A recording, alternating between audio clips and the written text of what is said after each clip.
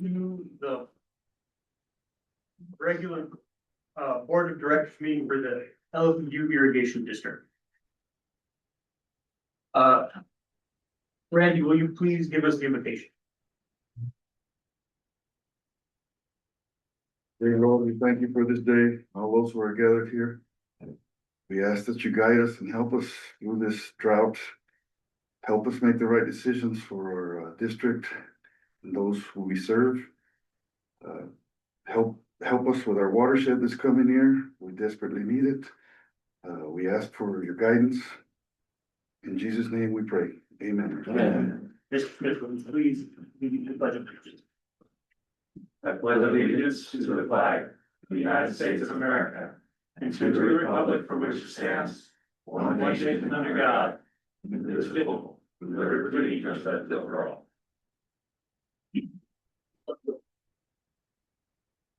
Next on the agenda is introduction of guests. Start with James. Janitor West, South of Irrigation District. Mike Gomez, Assistant Water Master in Hatch. Bill Herrera, Maintenance Department and Hatch. William Herrera Jr., Engineer. Martha Piskowski, I'm a reporter with Inside Climate News. Juan Fernandez with USBR. Very Shikadam, spot right. Samantha Stifler, U.S. International Boundary and Water Commission. Sarah McCartney, International Water Boundary Commission. Isabel Valpa, intern with the International Boundary and Water Commission. These are our students. Richard Monk is also an intern at USAID. Katie Adams, New Mexico Farm and Livestock Bureau. Josh Wood, Government Affairs, New Mexico Farm and Livestock Bureau. Pepe Calderon, Stama Farms. Michael Riley, Office Stage.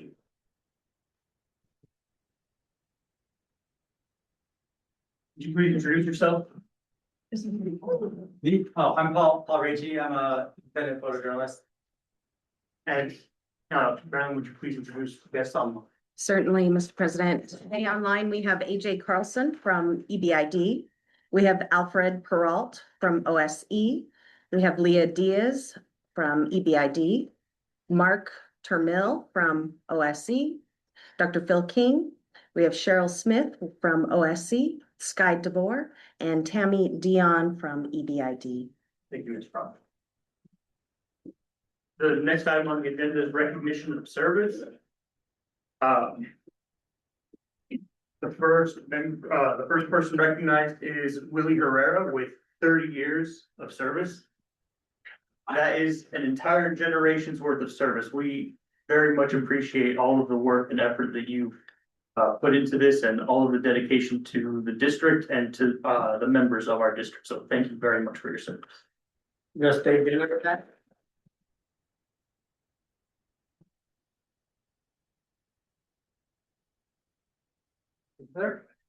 Congratulations.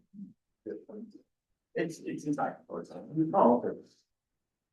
We need a picture, Marilyn.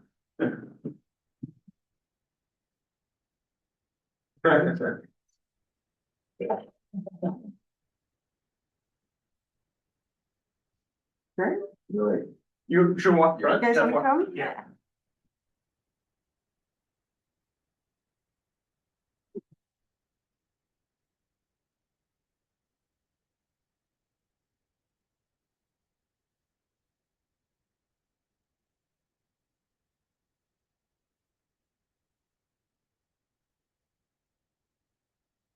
Congratulations.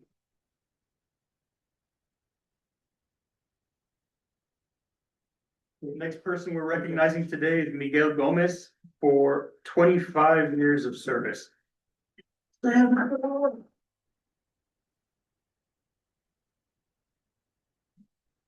Congratulations, Mike, and thank you very much for your service. The members of the district appreciate it very much, and the district does as well, as an entire generation. Thank you very much for your dedication. Thank you. Yeah, he's basically our right hand man up there in the hatch. He keeps everything going. He's our assistant water master up there, and I like to say thanks, Mike, just keep it rolling, keep, half boys off of me, and that's what I'm looking for. Really appreciate your service and, look forward to some more years from you. Thank you.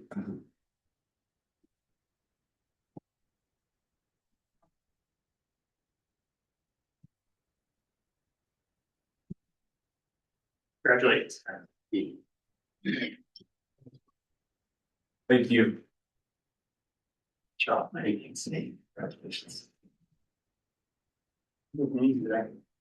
And speaking of generations, the third person we're recognizing today is Willie Herrera Jr.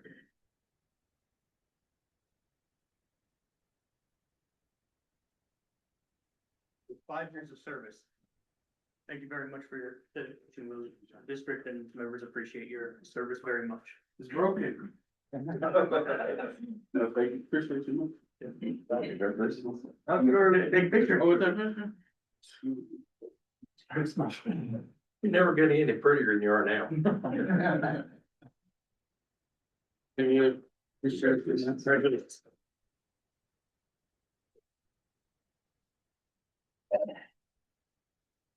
Thank you. Yeah, I didn't think I wanted to have. Up in North area, Willie's a vital part of our weekly hill management, and does an excellent job. Well, it's always good as well. Easy. She's a peach.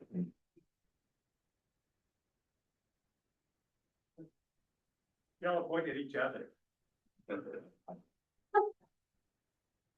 next item on the agenda is public input. You wanna let me, Oh, sure. you wanna say anything bad about Willie? I waited enough time. No, Willie Junior has been a great addition to the engineering department. He faces the problems head on. He's a fast learner. He's very passionate about what he's doing.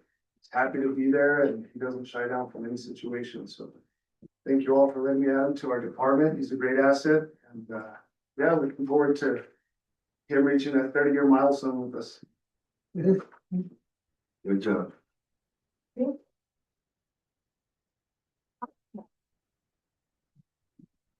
Okay, the next item on the agenda is public input. Please limit this to 3 minutes per participant, and we will spend no more than 30 minutes on this item. Is there any public input?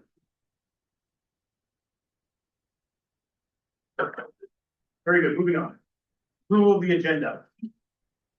Are there any objections to the agenda as presented? Then with that, the agenda is approved and we will move on to the approval of board minutes. Any changes to board minutes? You're good with previous meeting board minutes.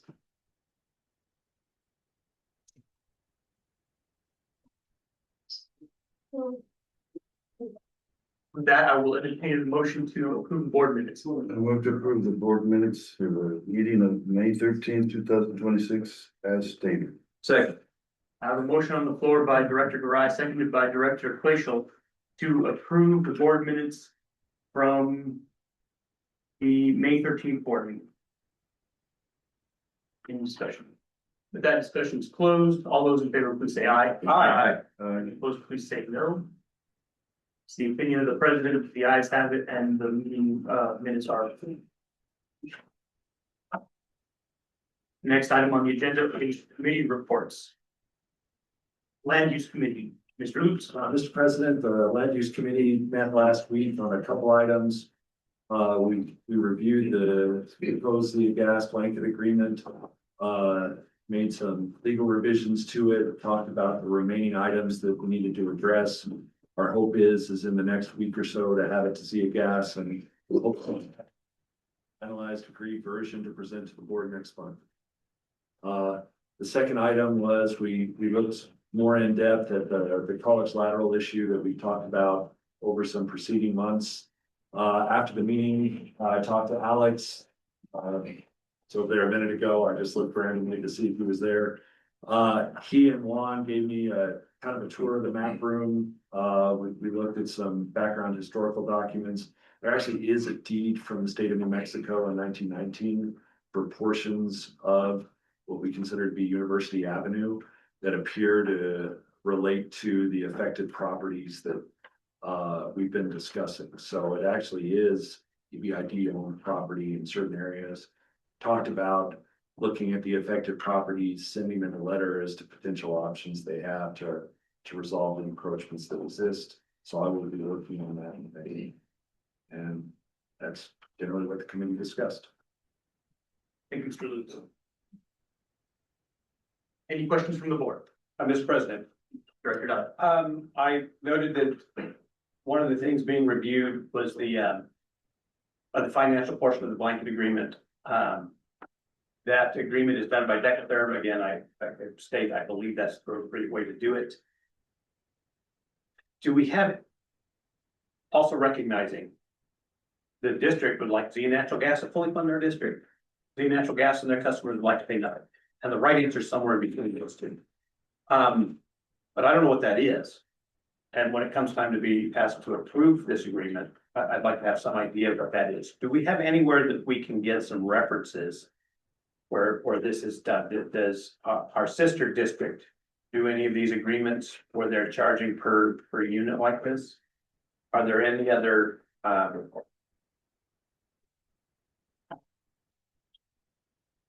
mean, I guess just public entities. When you get to cities, you get to franchise fees, and so it's different, it's weird. Yeah. So I'm just looking for an example so that I'm not just saying, I don't know, I guess. And you're right, franchise fees are a little different because they're based on the percentage of total revenue that a utility is going to have within that. You know, we had a draft figure. I was going to be working with Joa and potentially Leah, to the extent she's involved in the financial part, mostly to see if the figure that was originally plugged in 3 years ago is still good. You know, the financial world has changed on us in the last 3 years. And through that discussion, I'll talk to Joa more about, you know, where the figure came from. I think it's a revision of kind of the agreement we had before. And it was based more on following up and kind of modernizing from that than maybe comparing to other districts. But I will do that research in the next month. Thank you. And help assist the board. So how we evaluate that is a with or without method. And it's with the contract in place and without the contract in place. And so the big kind of mover of the valuation of that is our engineering fees. So if you didn't have this contract in place and you had to pay for the engineering fees based on the number of licenses you would do in a year, this is what you'd pay. And then if you have the contract in place, this is what you'd pay based on the value of the engineering fees that they would do discounted. So it's very accurate, but it's the driver is what we charge for our engineering licenses, permits, all the fees for engineering. That's the driver of the valuation. Thank you very much. That makes a lot of sense. I'm assuming we'll have that analysis at the time that we have to approve the contract. Is the term of this blanket agreement 10 years, similar to our permits? Or is that the expectation? Yes. Okay. The reason I asked that, I can't make an apples to apples comparison with something that doesn't fit the terms of. So the terms will be modified to increase that rate based on inflationary measures or changes in our engineering fees. Thank you very much, Mr. President. Any further questions from the board? Okay, moving on, Capital Improvement Committee, Mr. Franzen. The Capital Improvement Committee met on May 29th to discuss and prioritize projects for inclusion on the district's ICIP plan. The committee met again on June 8th, 2026 to finalize project rankings, entries, and estimated costs prior to submission.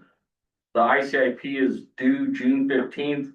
Project costs included in this report are preliminary planning level estimates and will be refined as projects move forward.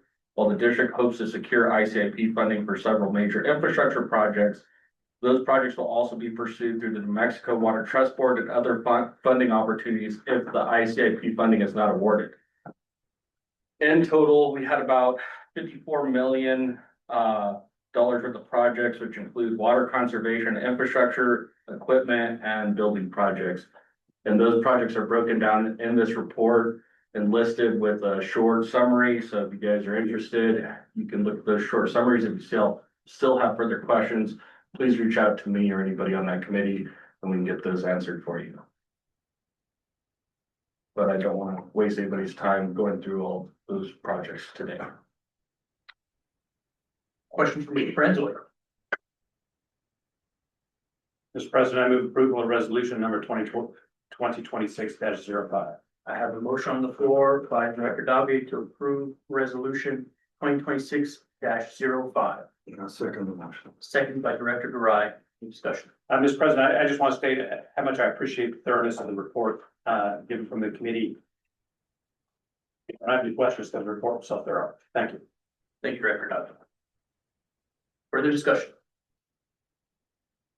When that discussion is closed, all those in favor, please say aye. Aye. All those opposed, please say no. It is the opinion of the president that the ayes have it and the resolution passes.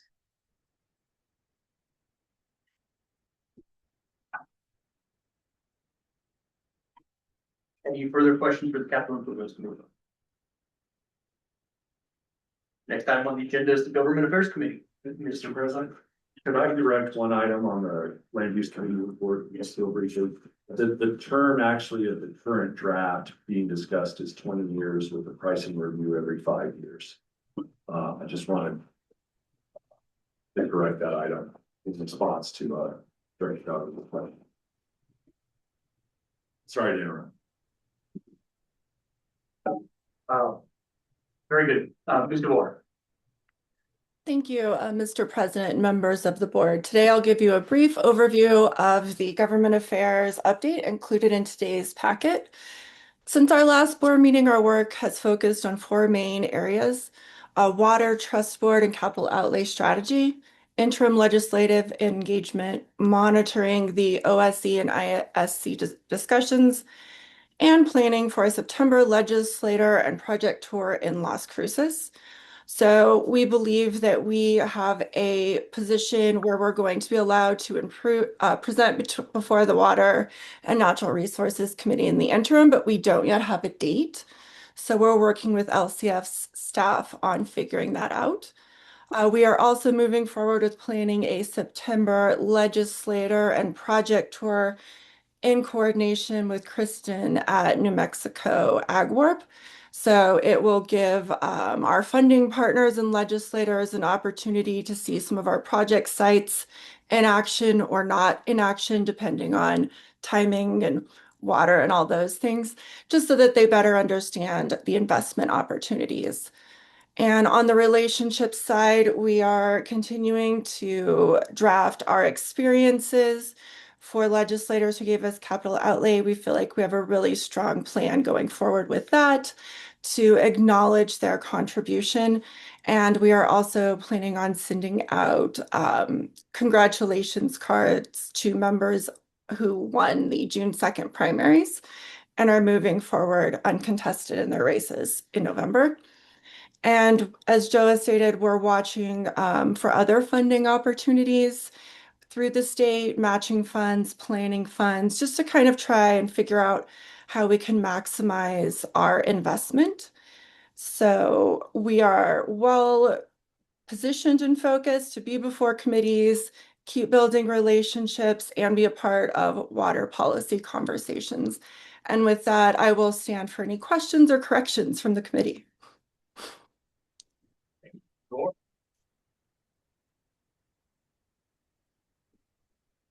Very good. Thank you, Mr. DeVore. Mr. President. Yes, question, yes. A legislator tour is a great idea. Let them see it. Nothing like seeing it in your own eyes. Absolutely. I totally agree. And the legislators that we have been able to take on farm tours, it's been really impactful for them. And the problem we kind of always run into with infrastructure tours is that the district is so vast. Throwing everybody in a van is a little bit tricky, but I am meeting with Kristen from Ag Warp tomorrow to kind of figure out how we can make the logistics work. So we're very excited. Thank you. Thank you, congratulations. Further questions? Thank you, Ms. DeVore. Thank you. Next item on the agenda is the water resource report. Dr. King. Thank you, Mr. Chairman. In addition to my water update, I will give you an update on the Water Resources Committee meeting. The Water Resources Committee. We had a meeting on May 29th.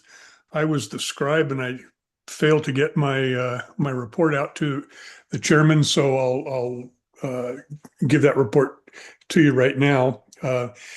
At the meeting on May 29th, we had committee chairman Garay, we had board members Ludwig and Davier, we had Josh Smith and James Narvaez of staff, and we had myself.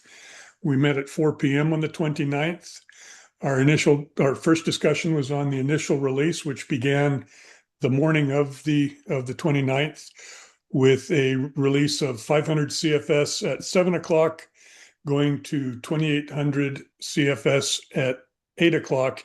And as of the time of the meeting, the advance was going well through the Rincon Valley.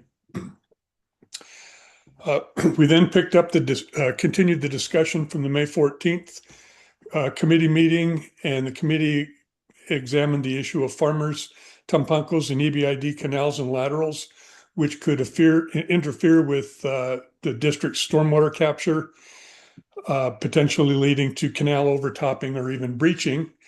The committee very much recognized the importance of maintaining farmers' abilities to use tampancos to control and beneficially use their groundwater during what are unfortunately long off seasons when EBID does not routinely have water in our canals. It would only be during runoff events.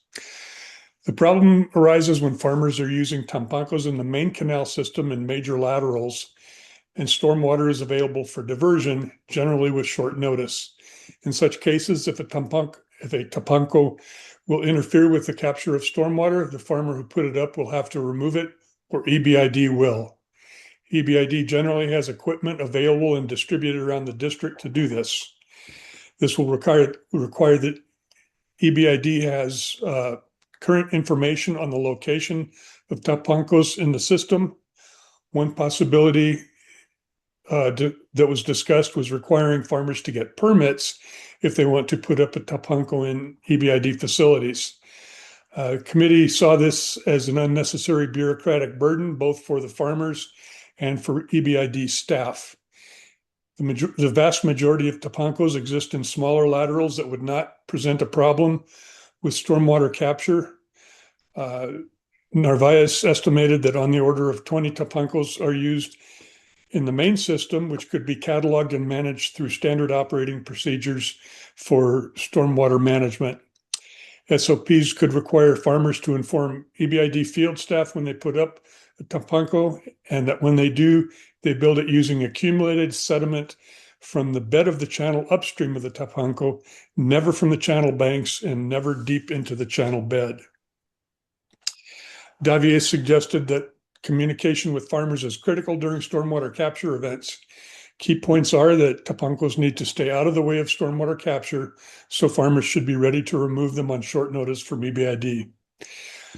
Farmers who can take stormwater from the EBID system should do so. The objective is to keep it in the local surface water groundwater system, and getting it infiltrated is an excellent way to do that. And of course, safety for the farmers, EBID staff, and the general public is the most important consideration in managing stormwater.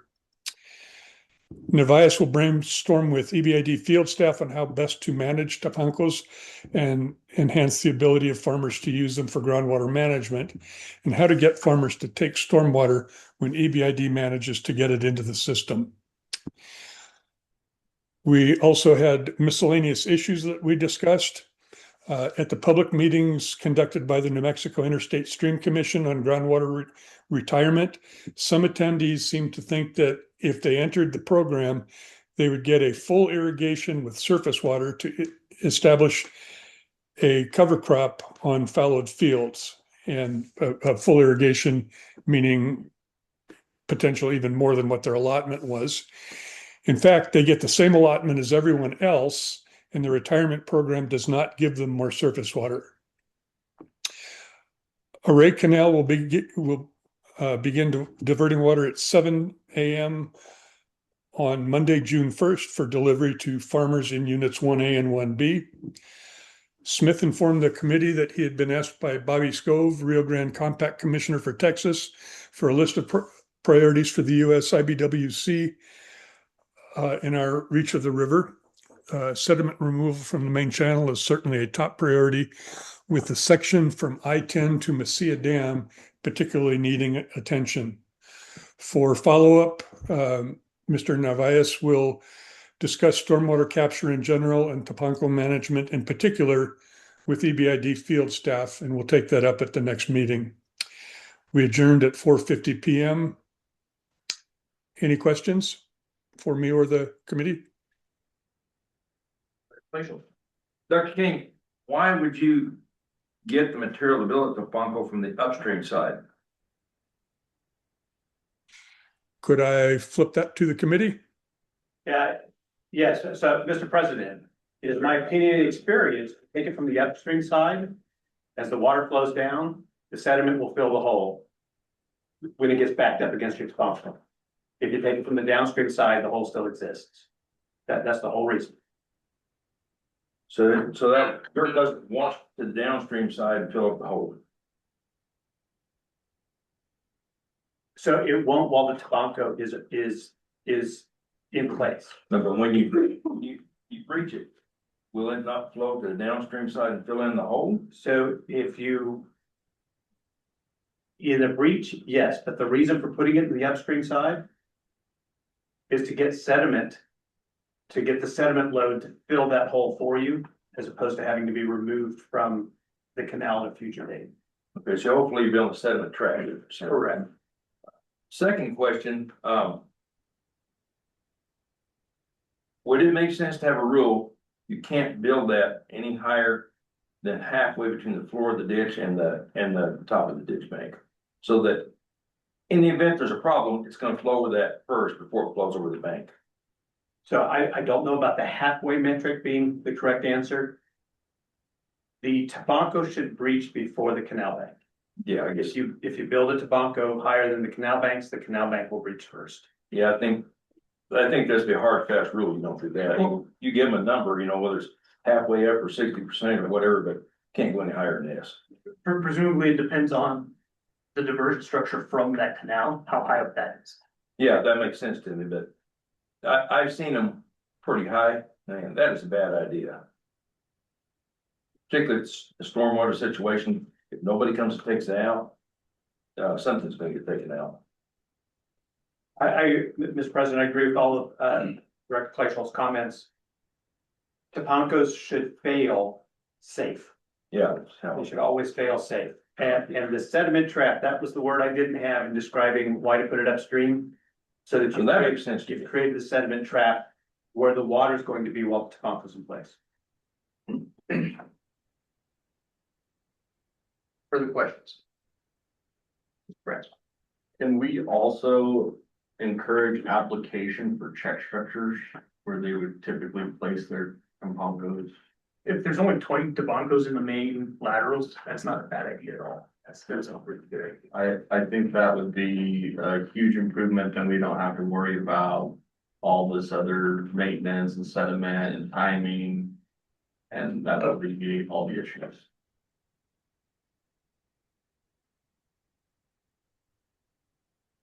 What would that cost?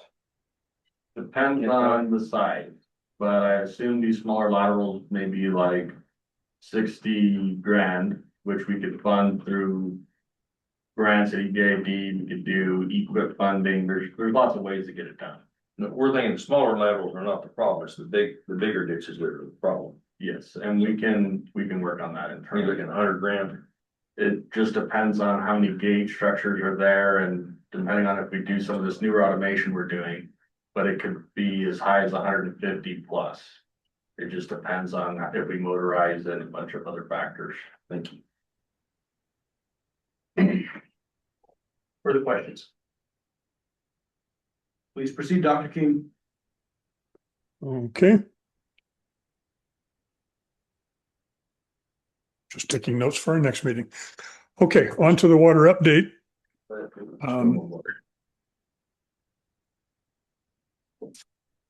By the way, I hope you all recognize what that is. Michigan. That's what our advance looks like. This is I thought I'd start looking upstream at the river just because this is really a phenomenal water year and not in a good way. These are the gauges in purple. You see Lobatos, which is up at the Colorado state line. That was down to about 45 CFS last I looked. Otoe, which has all the tributary flow coming in between the Colorado state line and the confluence with Rio Chama is a bit higher, but it's still, running down there 200 and something CFS, very, very low. The gauges in Albuquerque are dry. Alameda Bridge, El Paseo del Norte Bridge, and the Albuquerque Bridge down by Central are dry now. San Marcial floodway has been dry since March, and the net inflow is, again, it's very noisy. I didn't graph it on here because it's a little hard to make sense of, but it's at or below zero, the net inflow into Elephant Butte Reservoir. So things have cratered, and they've cratered early and hard throughout the river. When we get down to yes. Before you leave that graph, if you go back to it, please. The state of Colorado is generally very good about figuring out how much water they have to get to the state line and hitting that metric. Given that obvious regulated downward shift that happens about the 1st of April, do you have any information on administrative actions that Colorado is taking in the San Luis Valley? I do not. I will tell you that as I look at that, I had thought about that too, that you can count on them making their delivery. And what this suggests is that their analysis suggests that they aren't going to owe very much water because there isn't very much water at their index gauges. Thank you, Dr. King. Thank you, Mr. President. This is our sort of our snapshot as of midnight on what would this have been, Monday night. 165 in Elephant Butte, 34,000 in Caballo for about 100 and call it 200,000 total storage. We've got our compact credit water, which will stay constant throughout the year. That is 5,400 that Colorado has in credit. And then about 3820, that is not a current number, but it's, general order of magnitude, I think is about right. So our usable project storage is about 190,000 acre feet. We do have that not releasable water, which is the minimum pools less the credit and San Juan Chama water. As of June 8th, we had released about 59,000 acre feet from Caballo. So our seasonal supply is looking like about 226,000 with pretty much no additional inflow at this point. If we do get any inflow, of course, it will be the result of rainfall runoff events. There have been a few little flashes of arroyo water at the San Marcial gauge, but they're very short duration, and so not a lot of volume to them. This is what the initial release from Caballo looked like, and what these are is the hydrographs going down from Caballo to Leesburg to Mesilla to Corshain, the Rio Grande at El Paso, all the way down to below American Dam. And if you're new to hydrographs, what these are is just a time on the horizontal axis and the discharge in CFS on the vertical axis.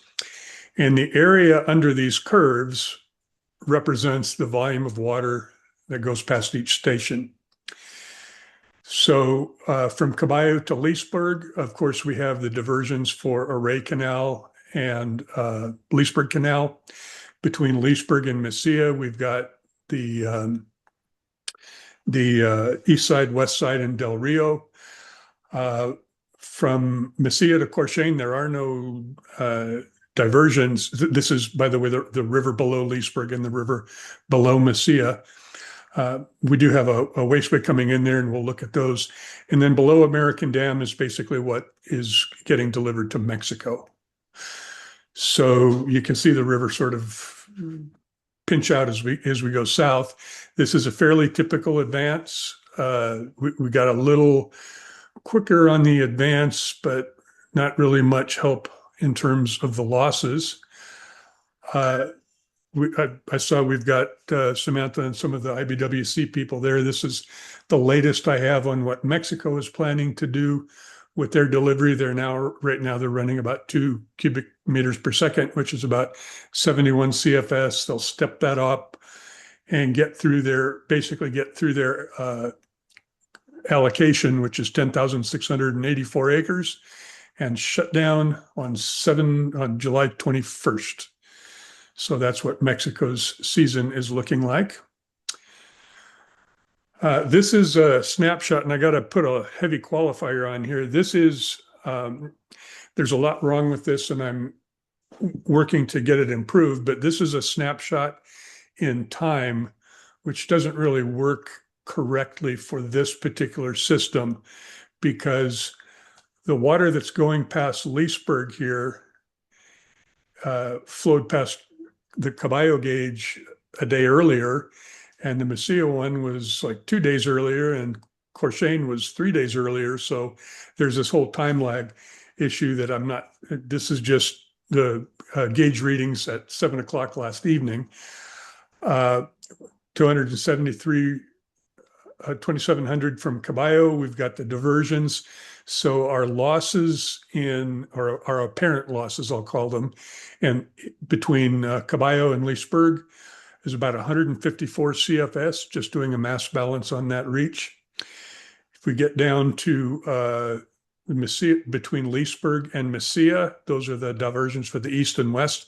The Del Rio and California were not running when I looked at this. So a loss of 510 CFS between the Leesburg and Mesilla gauges. And that is the highest loss reach, both total and per mile, that we're seeing right now. From Mesilla to Corshane, or the Rio Grande at El Paso, if you prefer, is about 380. And then we are actually gaining between Corshane and American Dam. We're gaining 24 CFS, and that is attributable to the wastewater treatment plant that discharges into the Rio Grande, the Northwest wastewater treatment plant that El Paso Water Utilities operates, and that discharges between Corshane Bridge and American Canal. There's probably also some metering error, particularly at Corshane. It's a very difficult site. And there's the 72 CFS that is destined for Mexico. Grand total is about 1,000 CFS that we are losing. We're releasing 2,700. We're losing about 1,000.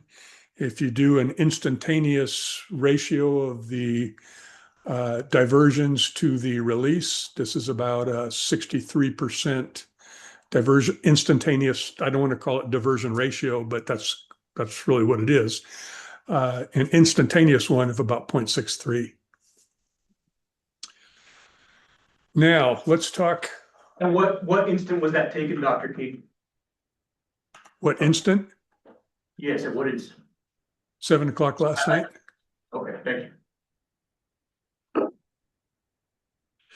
And it's pretty volatile. You know, if you do it once and wait 5 minutes and then do it again, you'll get 50 CFS difference just because they're, flutter in the system. Okay, notice that we're not talking at all about snowpack. That's because there's nothing to talk about. This is the outlook for the month of June, which we are well into now. And you'll notice that we are forecast to have above average precip and neutral to slightly warm temperatures. Again, this says that the chance for you have above average chance of better than average precipitation. It doesn't say that you are going to get a whole lot of precipitation, just that the chance of it being above average is good.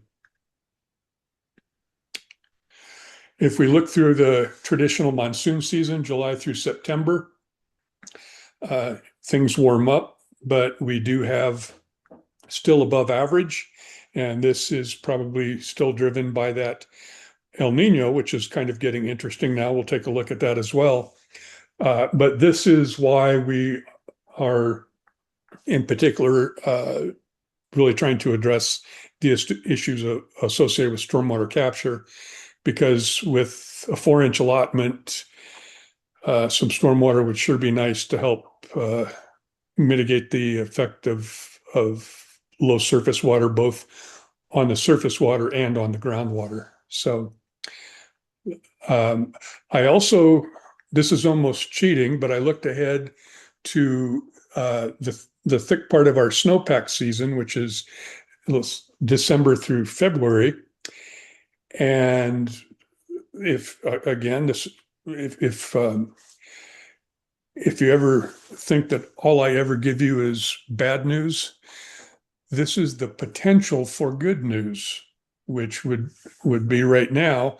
It's looking like our snow season will be wetter than normal. And the temperature is pretty neutral. All that's a good thing. Notice the pattern of this wetter than average area they're forecasting here. If we look at the drought outlook, you can kind of see that in previous versions of this map that I've showed, the whole state of New Mexico is locked in this dark brown, which is drought persists. Here, what we're seeing is drought remains, but improves. And that's because of that same forecast that we just looked at. And you'll see it affects pretty much that same sort of an area. We've got a few areas, particularly locally, where drought removal is likely, but we are looking at persisting at least in some level of drought, though it should ease a bit with the monsoon season. Is that the path of the jet stream, Dr. King? Pardon? Is that the projected path of the jet stream? It is shaped like that. I hadn't particularly thought about that, but that could well be. It's got that sinusoidal kind of a wave to it.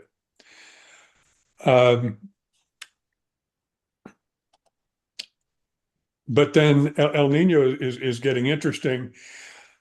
Look at it's very hard to get somebody who's doing forecasting to say something with 82% chance or 96% chance.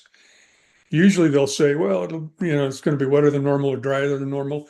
Wetter than normal, so 50% chance of wetter conditions. Here they're looking at pretty strong likelihood of El Nino, which is not the same thing as snow on the ground. You pretty much have to wait for it to turn into snow on the ground.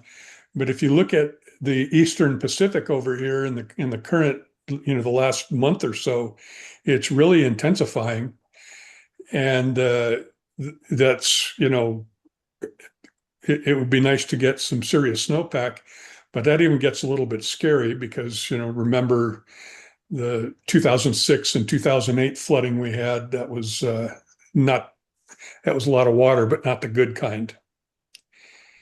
So in conclusion, we're underway for 2026. Spring runoff as predicted, as was obvious for quite some time now. There wasn't any spring runoff. We are locked into fast and furious. And in fact, everybody, both districts and Mexico are running to fit everything into this compressed window to try to get the maximum amount of water to our users as we can, given the minimal supply. We are seeing, cautious optimism, based on a monsoon season, but remember that can also be dangerous.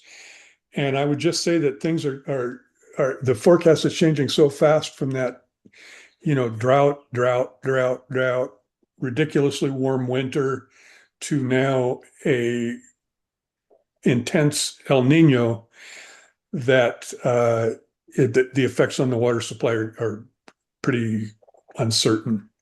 And that's where we are. I know James will have a lot to talk about here, but did you, any questions for me?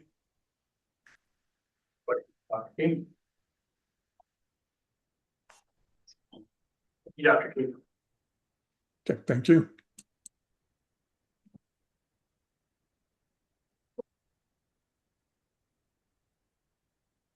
Mr. Vice. Good morning again. Let me see if I can share my screen. Can everybody hear me okay? Yes. Alrighty. Everybody able to see the spreadsheet? Yes. Okay. Just to give you a quick rundown just on the whole startup thing. If you recall, we opened up water orders to be taken May 18th. We began taking preliminary water orders just to kind of get us an idea of what we're looking at. And the farm, our constituents, the farmers, they responded to that. And you'll see as we go through it that they did put their orders in. In one way, it's good so that we kind of have an idea. But I think in the future when we send out those notifications, we probably need to make it clear that when we'll start delivery on June 1st. That's a nice startup target date, which we actually did put water in our facilities, but nowhere were we ready to deliver water to those amount of acres until even we're just getting close to right now. Like Dr. King showed you the startup time. It's taken us probably about 7 to 8 days to get into a point now where we can start really doing the demand and diversion kind of deal versus just keep picking up as we can so we can avoid the losses. And we're just kind of trying to keep things steady and target certain areas so that we don't have to do any kind of loss in sharing, or if we sent too much water, we made dips in the river and, we're limited to how much we can release because the river can't handle it, et cetera, all the way down the line. I think this year we did a good job, like Dr. King said, of getting the water down to Mexico and Texas pretty quick, but the losses were huge. And it did take us a while to recover from that. And I think we're starting to see the light at the end of the tunnel, and is what I'm calling normal operating times where we can just kind of, what do we need, and we can make adjustments here and there. So we're getting to that point. The whole idea was to get to this flat rate weekend too, to be stable on there, so we can provide the service we need to provide there, as well as Texas is their first flat rate weekend this weekend. So I think we did a pretty good job as far as that's concerned. We did have, like I said, missing some of the delivery schedules, unfortunately, because we really didn't have enough water to get into the system. It's just the startup is just taking up quite a bit of water, but I think we're recovering on there. So that's just kind of the breakdown on the beginning. But as far as today, I'd like to go ahead and give you the report of what we have so far. These are all preliminary numbers. I got to go back and double check all the things that are in there. So, but just to give you a quick snapshot, as far as today, what we have on order, we have the array at 1,659 acres on order. We have a 280 CFS. The Leesburg 4316, we have a 300 CFS on order. East side 2992 acres, and we have 180 on order. West side 4776, and we have 430 on order. So a total of demand right now on our total acres are 13,743, and our total diversion that we've ordered right now is 1190. There's a real minimal amount of Texas. There's like 24 acres that are included in there for Texas on the west side of the Llano and east. I just want to give you the demand. Just kind of shows you what I was talking about earlier, that we did get the response that we hoped for as far as people placing water orders and knowing that what we can do with it. As you can see, June 1, we were already here at this amount here. Let's see what it's 16,000. And you can see once they started seeing water, we boomed up to 20,000 acres on order, which is pretty high. That's usually what we get in the middle or towards the end of a heavy run. So that was good to see. But as you can see, as we started putting water in our facilities, the guys started knocking out all the acres. And right now we're hovering at 13,000. We expect another wave after flat rate because we've heard a lot of conversation that some are trying to target that for the next run, which is typically the cotton coming up. So you can kind of see where we knocked these acres down and where we're sitting at today. Notice though, right here, we're almost at capacity. But we still couldn't hit capacity here yet because we just didn't have the water available from the river. But right now we're prepping for that, and it's going to be pretty good once we get things stabilized, and then we can start to attack these because we do expect these orders to go up on the farms who haven't placed orders or are just kind of waiting for us to finish this flat rate run. So that's kind of the acres on demand history. Of course, this is just a quick breakdown, estimated amount for this coming flat rate weekend. We have about 2,800 total acres on for flat rate. We expect to deliver about 1,400 acre feet to those flat raters. And this is the typical breakdown. As you can see, Leesburg has the most. We do have a lot of places that go through the city. And this is our biggest target here that causes the most headaches sometimes. But we're preparing for that right now, so we don't have any shortages, and that's a good thing that we're getting close to where we need to be. So we hope we can do that. Luckily, on the first startup, we've only had one ditch break on the Upper Chamberino. They're able to jump in there and repair it. It's a result of a gopher hole there, but as you can see, we don't have any other ditch breaks, so we're going to keep knocking on wood there and kind of go through the system. As far as an estimate for what we've delivered so far to date, this is kind of a rough estimate, like I said, because we're in the middle of actually delivery. So there's some acres that are missing in here because the way our system reports it, they need to have a completed deal. So I'm working to approve that for you all so you can actually see what's actually running as well. But this is kind of a more or less what we've done so far. So some of the numbers are going to be pretty close, but they might be completely accurate. So I just want to give that caveat just because it's just a quick report that I run. But we've so far shown that we delivered in the array 258 irrigations, approximately 1,500 acres. The charge to the on the delivery is 1,430. This is where I'm saying I think we deliver more acres than this year. We just have not. The report is skipping them, is waiting for a completed status. But we delivered 1,400 to the farm, and diversion actually was 4,148. Leesburg deliveries 130 to 4,100 acres, delivered about to the farms 1,100. Diversion again 4,191. East side 97 deliveries, acres being 2,400. Deliveries or delivery acre feet charge to the farm is 894, and then we diverted 2,225. West side as well 106 deliveries, acres 2,665. This does not include some of the big ones that we have running, so that kind of looks a little tricky there. But delivery that we charge to the farm is 1050, with the acres diversion acre feet being 4,147. So this kind of the total here of what we've done so far. So EBID has diverted to our farms 14,700, or diversion 14,711. Before I go to the kind of our target and where we're ending, is there any questions on this first section here? James. Please proceed, James. Okay. This is our projection based off of what you're seeing here. I'm trying to carry out kind of what we did last year, just so I got an idea of where we're at, because we do expect to go up more because the west side still has the ability to go up about almost another 100 CFS, and the same with the other ones. They're probably another 40 here, 50 there, another 100 there. So we still have, if demand calls for it, the ability to go up another 200 or so CFS. So, but so far what we see here in the yellow is just kind of what we've done so far. And I'm just using a quick allotment. We have probably different numbers that Dr. King has in the official one, but this is just kind of a 45% reading that we're looking at for diversion. But as you can see from here, June 1st to June 9th, we take away the amount that we showed you, that 14,000 amount. So we're sitting at 52,000 left for EBID as far as the allocation is concerned.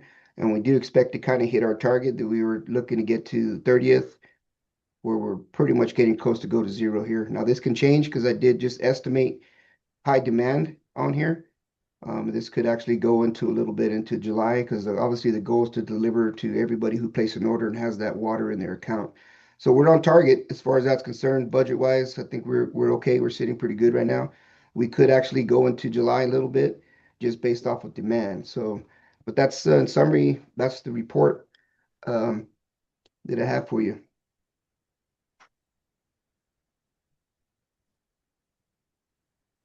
Commissioner Rice.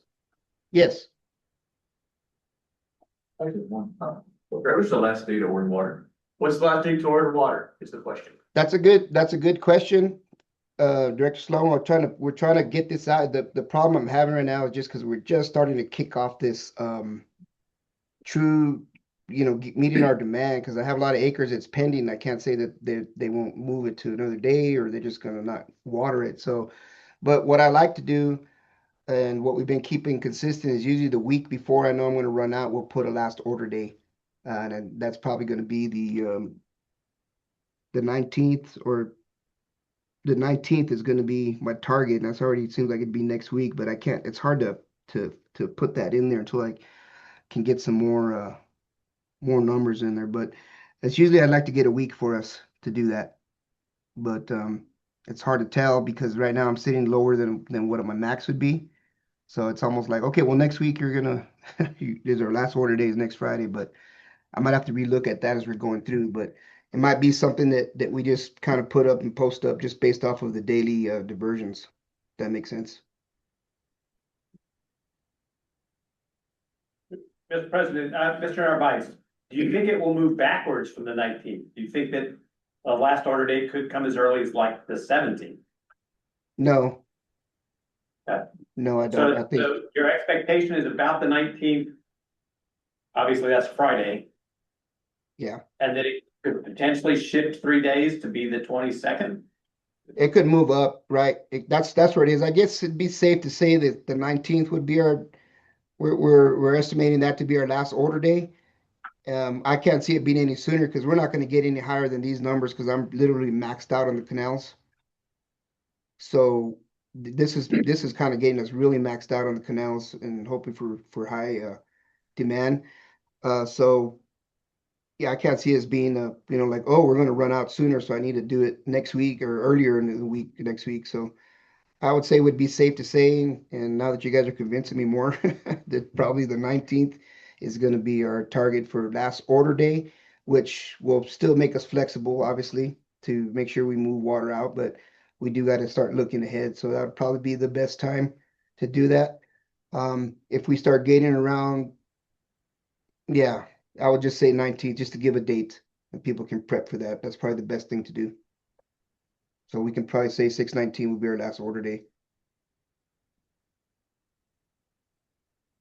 Any further questions? Thank you, Commissioner Rice. Thank you. Mr. President, just a question. I don't know if this relates to this at all logistically. Is EID open on the 19th? That is the new Juneteenth holiday. It is. Okay. Just wanted to double check. Okay, thank you. Mr. President, I'd like to give feedback from the ground at our enterprise. Order fills have been good. I've been pleased with how well the ditch riders have been able to meet our orders, given how short the season is and kind of the chaos of the short season. I have received no phone calls about folks. So kudos to our team for working hard to meet demand in a challenging time. Thank you, Director.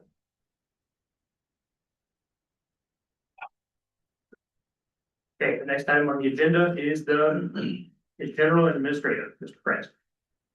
Hi, so here's our cash report as of the end of May. We got about 9.4 million in our investment account. We're earning about 3.64% interest on that. The difference between our book balance and our bank balance is a timing issue for bank statements and checks clearing. That is real time versus a snapshot of time. I just wanted to clarify that from the last meeting. As you see here, our book balance is a little bit understated. The reason being is that we're awaiting reimbursement in the order of approximately 1.5 million. If we add that here, which we're hoping to receive that pretty soon, we have about a 15% increase year over year. So we're looking healthy here. Our interest rates are lower in the prior years. Obviously, that's just due to rate cuts. We're earning about 25K interest a month. We have about 95% of our assessments received to date. This equates to outstanding assessments to be collected of about 700,000. Next month with the budget committee, we'll be doing a deeper dive into what this looks like and how we plan to proceed forward with getting our assessments collected to date, or what we want to do about. Mr. President, I have a question about that conclusion. So if we've got 95% collection, 5% outstanding, that means 700 grand would suggest we have $1.4 million is our total assessment. That seems too high. 14 million, I'm sorry, thank you, 14 million in total assessments, that seems too high. Correct. I believe this number is actually 92%. Okay. Upon my review. Thank you. Yeah.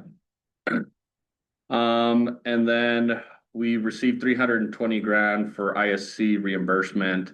And obviously, as I mentioned before, we have about 1.5 million of reimbursement that we have outstanding that we're ready to receive.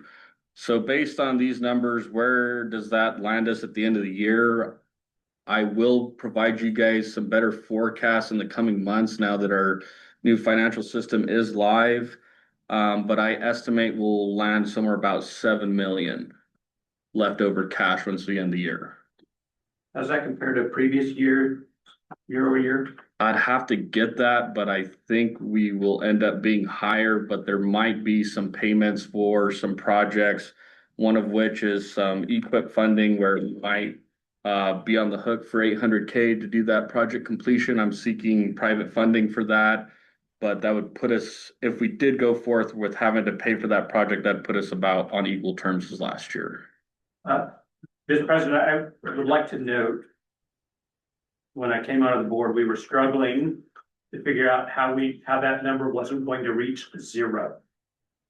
And so I appreciate how far EBID has come in its financial management, in its seeking outside funding sources, the willingness of this board to accurately inform our members that we're broke.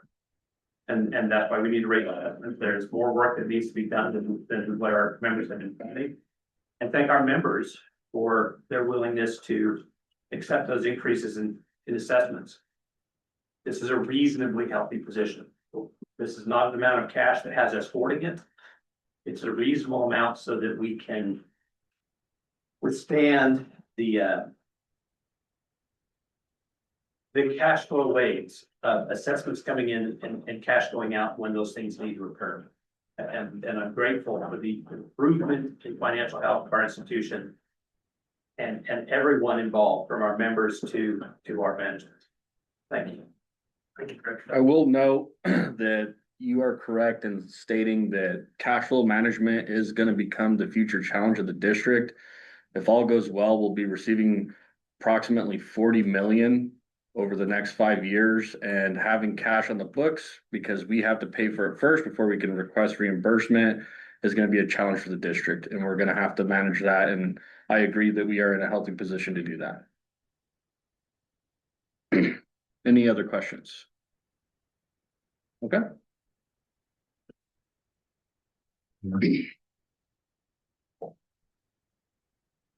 Thank you, Mr. President. Anything else in the financial report? Or is that it? That's it. Oh. The next item on the agenda is the manager. Thank you, Mr. President. I have actually been here for the last month. It's been nice. Not having to travel across the country, I've been to meetings and conferences We've been really drilling into what the needs of the district are. Had a meeting with the Bureau with Michelle and Genevieve last week. The $11.5 million for piping projects has reached their coffers. So ideally, we will be entering into an agreement with the Interstate Stream Commission for that funding in the very near future, and we're hoping to get that approved and finalized so that we can begin to work on some of those projects September or October.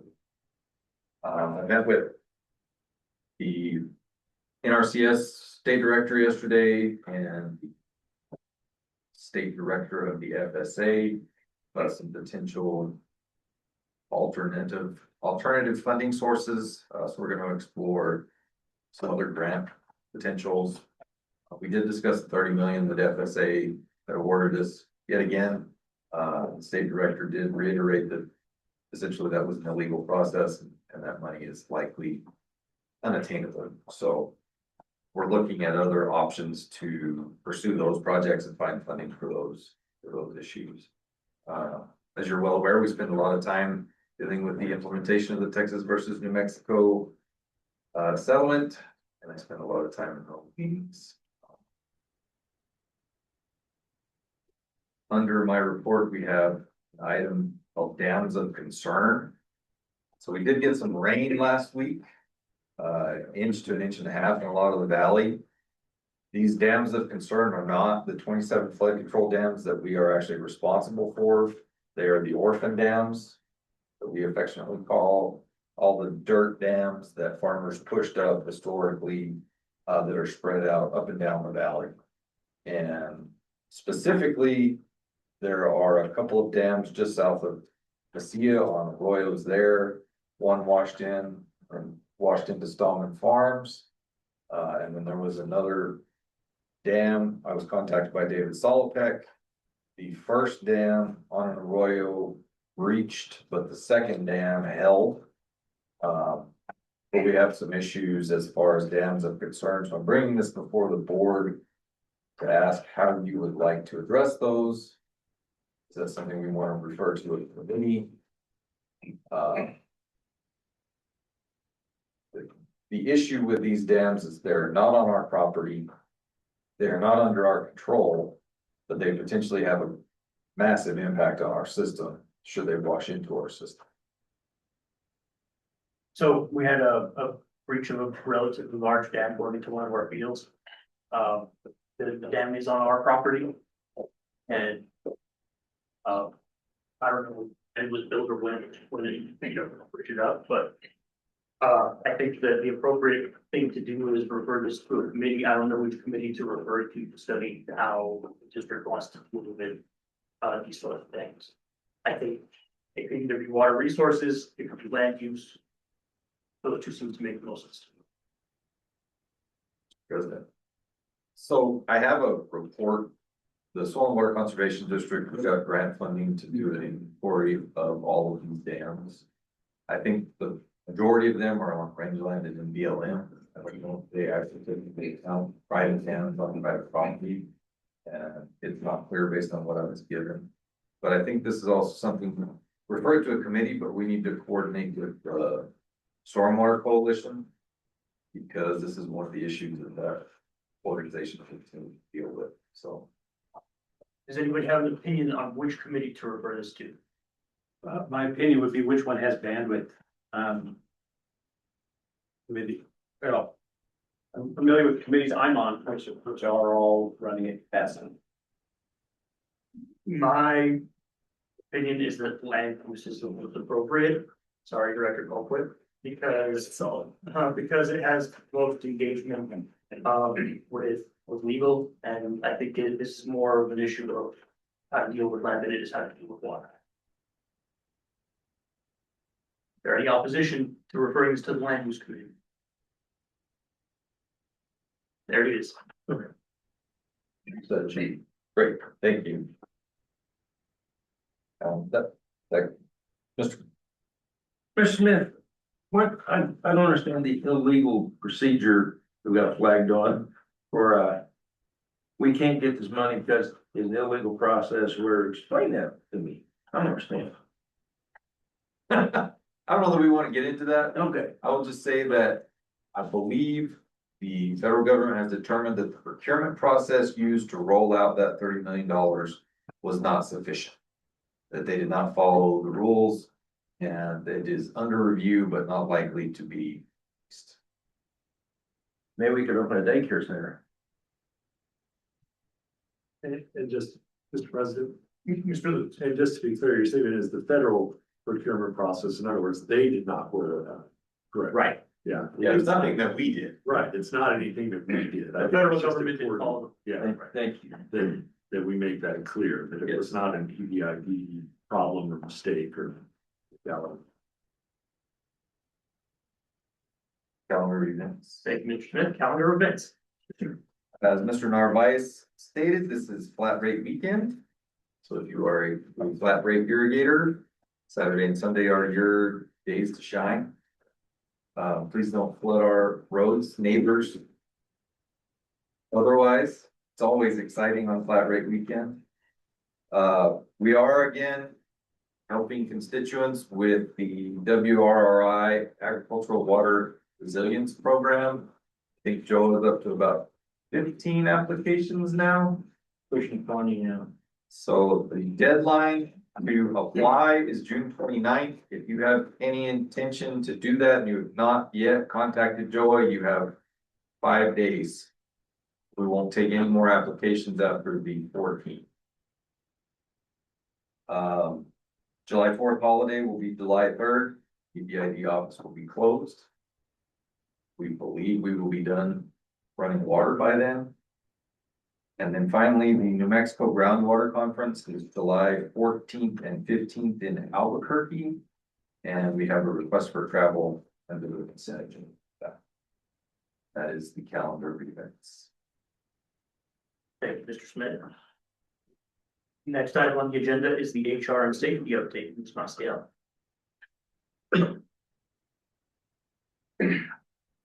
I don't see her online. Okay, she's still. No, Mr. Smith. Thought she was here.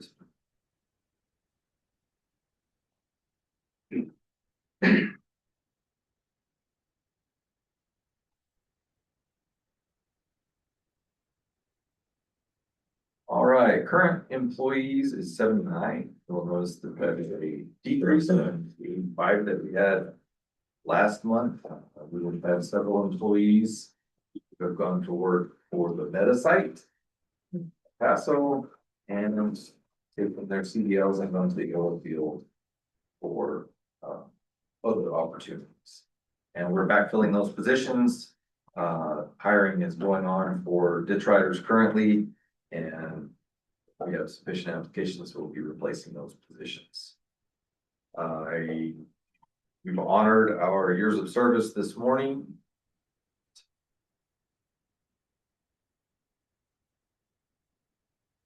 That's about it. Do I have any questions regarding the HR and safety? Questions for Mr. Smith? I should also note, Leo Barrett has taken medical leave, but he essentially retired. He is doing well post-surgery. So.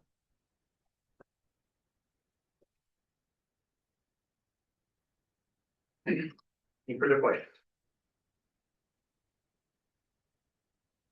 Okay, thank you, Mr. Smith. The next item on the agenda is engineering and maintenance, Mr. Butte. Well, as you heard, maintenance, getting ready for water season, priming the system, cleaning the waterways, getting everything ready. Took a few days. Engineering in the meantime has been focused on drone flights for upcoming reports for the Office of State Engineers. We've also been flying the dams, continuing the whole LiDAR process with the dams that are upcoming. Photography before, after, and during for each one of these dams. And we are actually tying that to our survey. We found a better way to get better calculations, not that previous calculations were wrong, but we're looking better in any way we can. Here in the office, we're preparing for plans for projects that are coming down the pipeline, no pun intended, with this grant funding. So that's survey, benchmarks, make sure everything's good for when we get out there, do the field work. We're organizing ourselves better to be able to knock out these plan sets as efficiently as possible, as quick as possible, so when we get the money, we're ready to go. We've been working on ICIP project estimation, both for projects that we're proposing as well as yard improvements. So just taking a good note of what needs to be replaced, what could use replacement, and getting cost estimates for that. Scott has been working with some major utilities here to have pending permit fees paid up. So a lot of coordination on that front to get some additional money that's just sitting on the table in for us here at EBID. And as far as projects, the electrical portion of the California pump should be complete here within a week. That's the meter from El Paso Electric. Once that meter is in, hopefully we can get these pumps tested and make sure everything's good to go and close out that project. Any questions? Questions for Mr. Rubio? Thank you, Mr. Rubio. Next item on the agenda, in-parcel transfer. I think we should have Mr. Lutz give us a quick description before jumping over into Ms. Carlson. Okay, last month, if you remember, we had a suspension and transfer hearing, agenda item related to, Mr. Cervantes's farm. And looking at it, questions arose about, whether that was the proper subject of a official suspension and transfer hearing. After the meeting, Ms. Carlson looked at our policies and we were able to look it over, and we have included those in the packet just for full transparency. We have an in-parcel transfer, which is something we have not had in a number of years. We do not actually require to have it within the context of a suspension and transfer hearing. It's just a board agenda item. We've put it back on the agenda. Mr. Libben is here. I spoke to Mr. Cervantes yesterday. Mr. Libben can answer any questions the board has. And Ms. Carlson can present, but we feel it's ready for the board to consider in a more formal way. Very good. Thank you, Mr. Lutz. Ms. Carlson. Okay. I would like to thank Ms. Carlson for the work on looking at prior meeting minutes and getting our policies out for the board to look at. Thank you for. Good morning. More. We have the in-parcel water transfer, 2026 WT in-parcel transfer.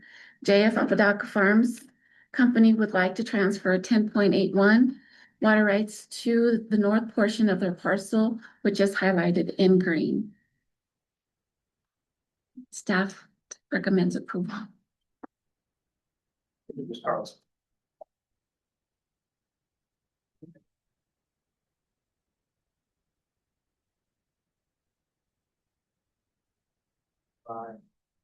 Do we have a resolution? We do. Then let me get there. It's been 29, thing. Well, for The exhibit A. okay.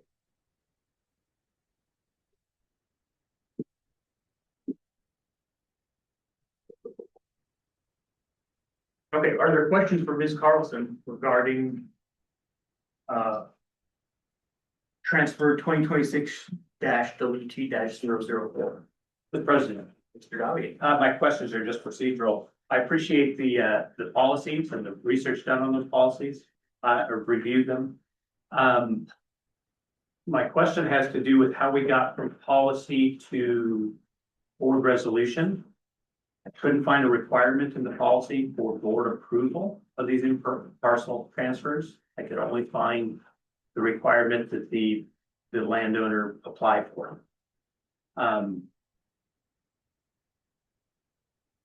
Why are we having board approval of it?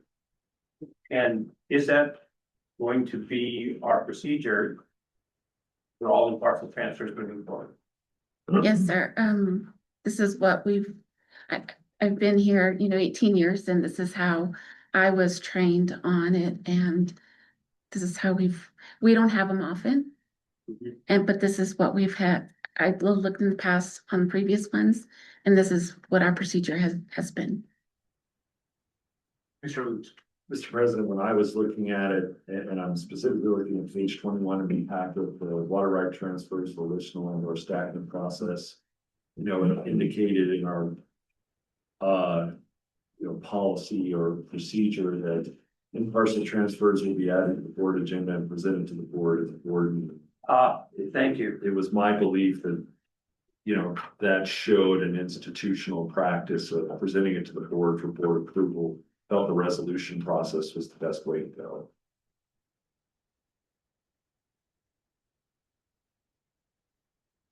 I'm sorry, finding that where? It should be page 21 of the packet. The second full paragraph, the first line of that paragraph has a highlighted sentence.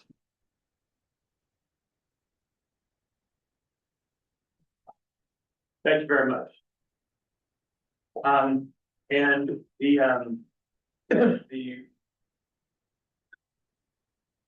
this process, this is an internal process list, is that correct, as opposed to a board policy? Yes, this particular pages, pages 21 through the end of that are the internal process. The actual policy is page 18 through 20 of the board pack. Thank you very much. That answers all of my questions. Thank you, Mr. President. Okay. Very good. Any further questions from the board? What is the will of the board? I make a resolution to pass amendment 2026. Please restate that, Director Colquitt. That was possible. You make a motion to pass resolution. What I say? You make a resolution to pass amendment. Oh, Jesus. Yes, I'd like to make a motion to pass the resolution 2026 S&T -006A. I have a motion on the floor by Director Colquitt to pass resolution 2026 S&T -006A. Second what he said. Second by Director Fleischer. Any discussion? That discussion is closed. All those in favor, please say aye. Aye. Opposed, please say no. The opinion of the president is the ayes have it and the resolution passes. Next item on the agenda is the voluntary and involuntary suspension transfer hearing. Ms. Farks.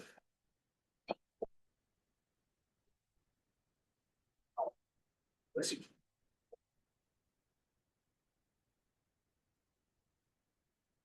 We have one water right transfer this morning. It's 2026 WTS 005. John, Lee, and Margaret. I need to. Oh, that's right, yes. I'm getting to that page in my. Okay. 33.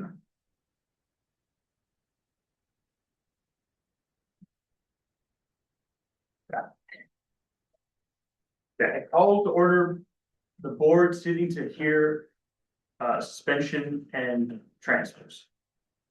The board is convened to act upon applications by landowners in the district to transfer water rights pertinent to lands within the district, which are not suitable for irrigation or capable of being properly irrigated to other lands within the district. These applications are filed under section 73-13-4 of the New Mexico statutes. This board will decide if, within their judgment, the other lands within the district may be profitably and advantageously irrigated. The applicants are identified as listed on Exhibit A. The applicants were required to publish notice in any newspaper published within Diana County of EBID taking action, consider a resolution allowing the transfer.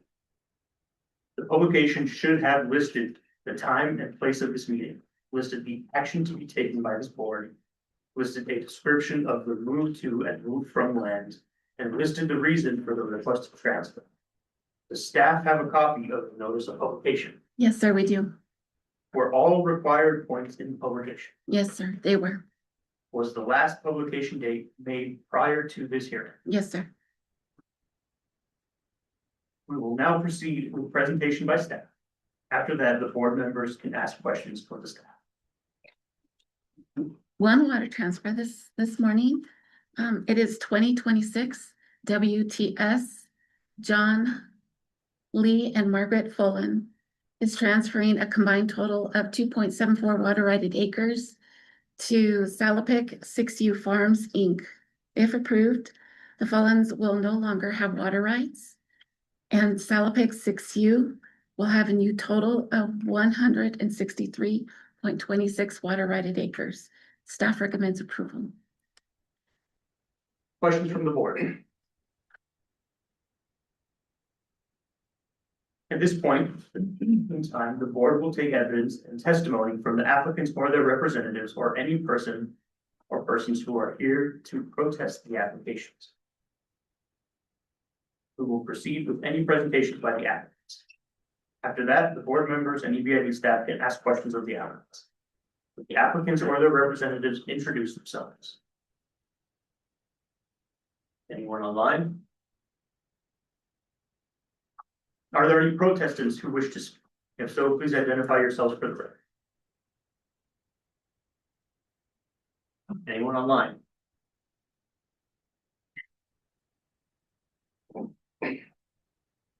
Are there any other comments? Chair will now entertain a motion to have a resolution to approve or disapprove the applications. Motion to approve. Mr. President, excuse me, Mr. President, I second the motion to approve resolution 2026 ST-006B. I have a motion on the floor by Director Glacial to approve resolution 2026 ST-006B, seconded by Director Dottie. Any discussion? That discussion is closed. All those in favor, please say aye. Aye. Any opposed, please say no. It is the opinion of the president that the ayes have it and the motion carries. I will ask that the resolution be formalized as called for by section 73-13-5 of that the secretary of the board immediately certify and file with the state engineer a true copy of the resolution and action of the board. If there are any protestants who disagrees with the action of the board, you may appeal this decision directly to the district court as provided under section 73-13-4 of the New Mexico statute. Chair will now entertain a motion to adjourn the board sitting to hear.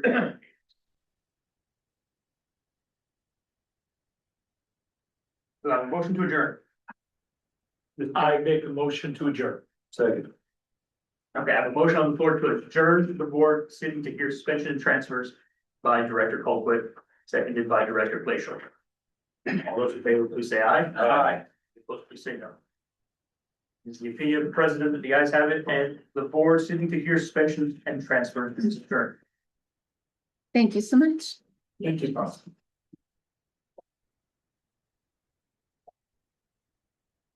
Next item is the consent agenda. Are there any? Would anybody like to have any item pulled from the consent agenda? Director Glacial. I'd like to pull the first one, 082. I just have a question on it.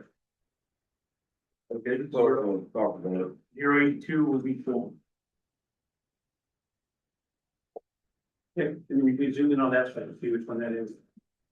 Is it the Adams? Yes. Thank you. That's sufficient. Okay, any further requests for removing items from the consent agenda? Okay, let's deal with the full permit first, and then we can proceed on with the consent agenda. My question is just, I thought we did all the construction on our own facilities. Do we allow other people to do something also? Private parties, I mean, he's asking for a license to construct this culvert crossing, right? Mr. Gamble. Yes, that's correct. So EBID would do the maintenance on that. So they would be performing the construction for that forward crossing. EBID will do the construction. That's correct. Thank you. Further questions? None here. What is the will of the board? Move to approve. I have a motion to approve permit 2026-L-061 by Director Glacial. Seconded. Second by Director Garat. Any discussion?